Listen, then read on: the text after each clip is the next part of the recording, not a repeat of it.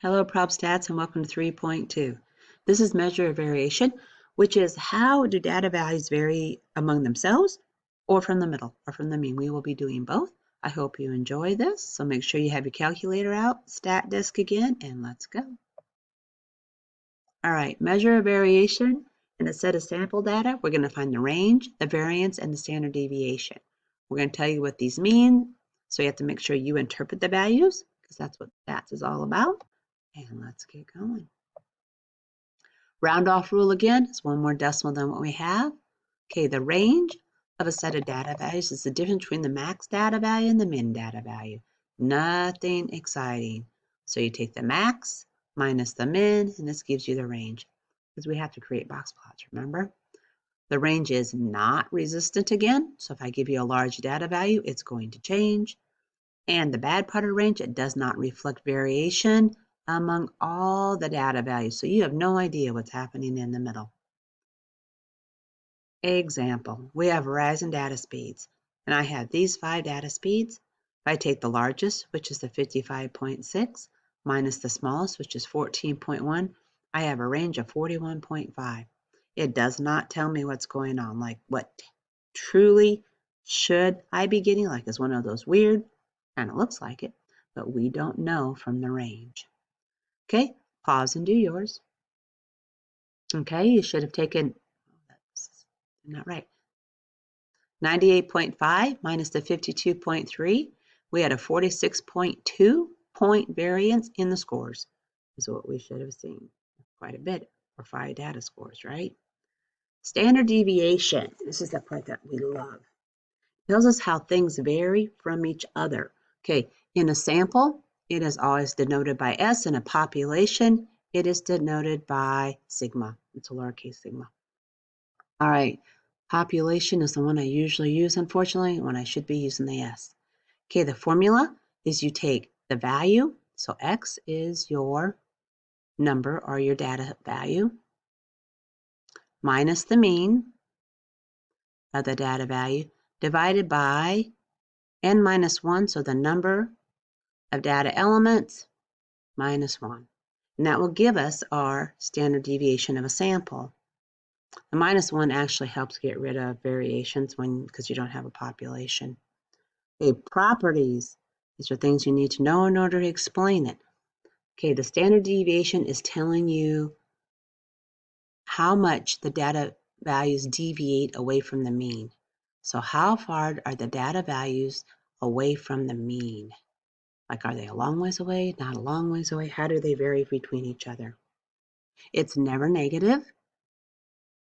All right. If it is 0, that means they are all identical. A large value means they are a great amount of variation, so your data is spread apart. All right. Standard deviation can increase dramatically with an outlier, which is bad, which means it is not resistant. So that's why we usually get rid of these outliers if we can, because their outliers don't give us a true standard. The units of standard deviation are the same as the data value. So if I'm doing minutes, then it's 2.5 minutes if that's your standard deviation. The sample standard deviation is a biased estimator. This means that the values of the sample standard deviation do not center around the value of the population. So if it's a population, it may be close, but it does not have to be equal. All right, so it is a biased estimator because it does not have to equal the population's standard deviation, just so you're aware. All right, this here is called the empirical rule. If it was a perfect standard deviation, this is our perfect bell shape, this is what would happen. We use this a lot because it's very close. All right, when you draw your bell-shaped curve, your mean is in the middle. All right, this is 1 standard deviation away.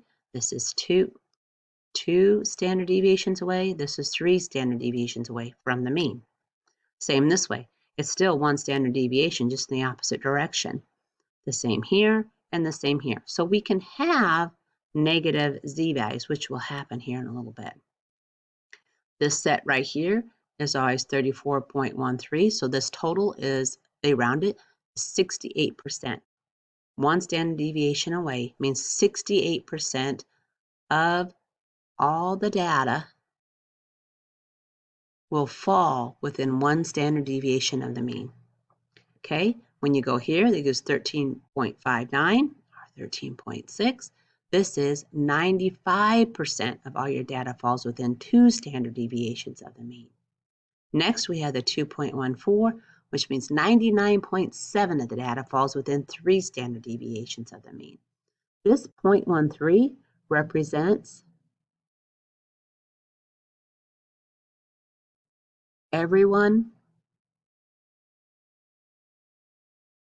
that is over 3 standard deviations from the mean. So this represents 4, 5, 6, 7, all the way on out. It is not just the 4th standard deviation from the mean. Just don't make that mistake. All right. So we're going to assume that we have an IQ scores have a bell-shaped distribution with a mean of 100 and a standard deviation 15. I want you to draw that standard deviation. So the first thing you do, this is not going to go well, I have a feeling, is you draw your bell-shaped curve. All right, please draw better than me. The middle, right here, this is your mean. So that is labeled at, and they said our mean was 100, so it goes 100. And then we have 1 standard deviation from the mean, and then we have 2 standard deviations from the mean, and 3 standard deviations from the mean is what we're going to worry about. Now I said it deviated by 15. That means we add 15 and subtract 15. So this one here is at 115. This one here is at 130. This one here is at 145. We added the 15 going up. Now we must also do the same and subtract the 15 going down. So now we've got 85, 70, and 55. Okay, now let's put in our percentages so we don't forget. So this one here, I'm only going to do one side because they're the same on both. 34.13, 13.59. Okay, if I use 13.6, that's what I was taught, so hopefully I won't make that mistake.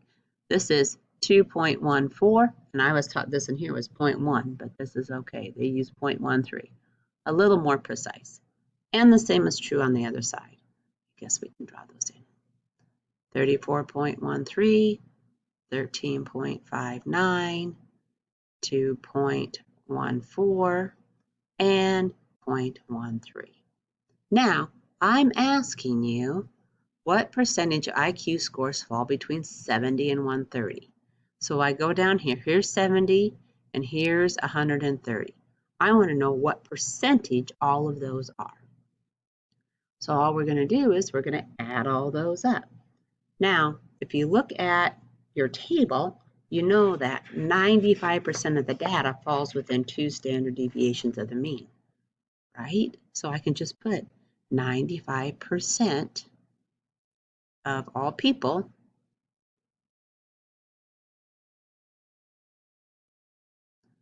fall within 70 to 130 IQ score. All right, and we've done our job. We could add it up and be more precise, but that's good enough. Okay, the Chebyshev's theorem is another theorem of how many how many data sets are in there. It's not quite as accurate, but you may have seen it. So, or you may see it. So if I want to know, this means 2 standard deviations from the mean. They take 1 minus 1 over 2 squared, or 3/4 of my people will fall there, our data items. 3 standard deviations of the mean. 1 minus 1 over 3 squared. 1 minus 1/9, or 8/9 of my people will fall within 3 standard deviations of the mean. So pause and try yours for Chebyshev's. All right. Mean standard deviation 15. What can we conclude from Chebyshev's theorem? In his theorem, I would have 3/4 of all people would be 2 standard deviations from the mean,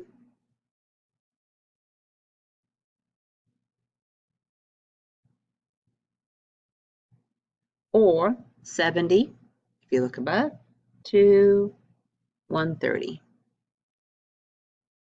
So his is not quite as high, right?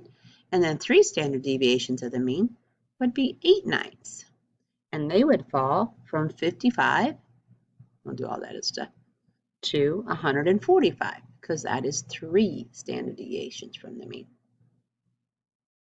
Chevy Chevs there.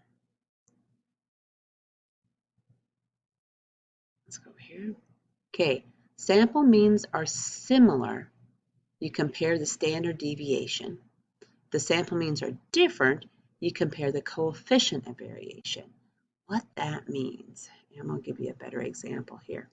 So if their means, if I have 2 datas and they're very close, I just use the standard deviation because the mean is the same. If the means are different, there's another formula called the coefficient of variation, and that changes it. It takes how they vary with the mean according to their mean. So a non-negative, right down here, the coefficient of variation, or CV, is a non-negative sample population expressed as a percent, how the standard deviation relative to the mean, and is given by this. You take the standard deviation divided by the mean, all times 100 to get your percentage. All right, let's give you a better example of this. And I don't have it written, typed in here, so I hope you're paying good attention. All right, let's say we have some sport, all right, and we're going to compare goal stats.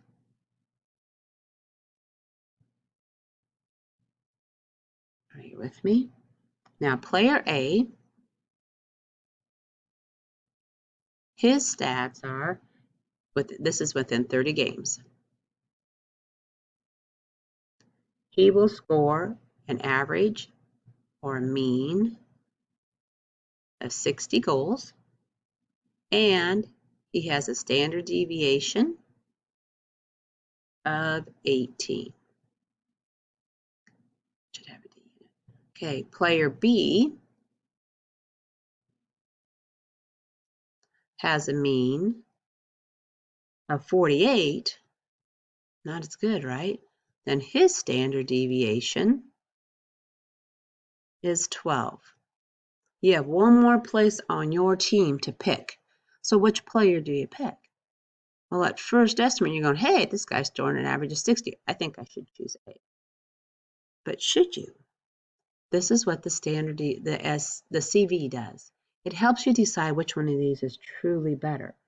So because their means are so different, we don't know which player is more dependable. So we use our CV. And to calculate that, we take the 18, the standard deviation, divided by the mean. Okay, for player A, I get 30%. Okay, now let's look at this. Now I'm going to pick player B, standard deviation 12 divided by 48, and I get 25%. Okay, because of this, my deviation is less here than it is here, which means player B is more consistent.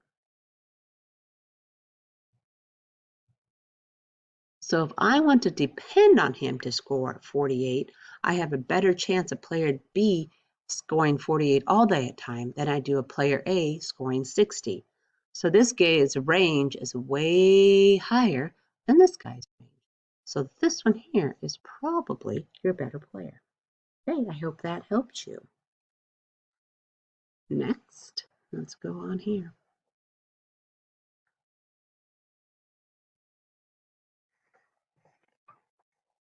I want you to go on our data. We have male pulse rates and female pulse rates. So I would like you to pause, get out your data, plug these into StatDisk so it does all your calculations for me. Make sure you sort it by male, female, and let's see what these pulse rates are and which ones are less, very less. Okay, pause and try yours. Okay, I used all my data. I'm hoping mine matches yours because I might have taken out bad data from when we measured. I'm thinking I left it in. Okay, when we look at this, the average for the female was 76 and the male was 78. The median was 73 and 74. The mode, you actually had a count. I got 70 and 74. The range was 41 and 40. And the standard deviation was 12.1 and 11.4. Now, when we look at this, it looks fairly close, but our standard deviations are off. This is 12.1 and this is 11.4. That's quite a variance. Because of that, I cannot use that to compare male and female. I have to use my CV. So we took the 12.1 divided by 76 and we got 15.9. And we took the 14.5, that didn't, I'm sorry, the 11.4, there it goes, divided by 78.48 and we got 14.5. This is showing that the male's pulse rate varies less than the female's pulse rate, which is kind of nice. All right, next, this is your homework. I have a mistake right here. Instead of pulse rates, this should say navel heights. All right, and this should be spelled better. So make sure you change that to navel heights. And good luck on your homework. I hope you do well.